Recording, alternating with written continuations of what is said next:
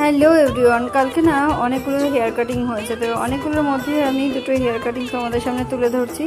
আর সবগুলো ছিল একদম লং হেয়ারের মধ্যে। আর লং হেয়ার তো যেমন ছিল সেমনি ছিল স্ট্রেট হেয়ার, একদম দেখে মনে হচ্ছে এটা স্ট্রেটিং করেছি, বাট স্ট্রেটনিং হেয়ার মানে হেয়ারটাই ভগবান এমনই দিয়েছে যে স্ট্রেট হেয়ার। তো দেখো এরকম একটা DPU+V ভার্সানে কেটেছি আমি। তো চুলটা মোটামুটি, আর সামনে একটু লেয়ার লক্স কাটতে চেয়েছিল কাস্টমার, তো সেই কারণে করে দিয়েছি।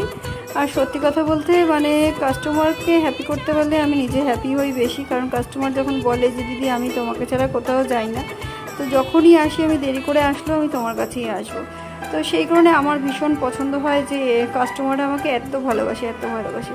তো এরপরে যে আমি হেয়ারটা নিয়ে আসবো, আর সত্যি কথা বলতে কেটেছে, এর বোনও কেটেছে সঙ্গে, মানে ওর দিদি যা করেছে বোনও সঙ্গে সেম কাটিং করেছে। তো কিন্তু বোনের কাটিংটা আমি তুলে ধরতে পারিনি, কারণ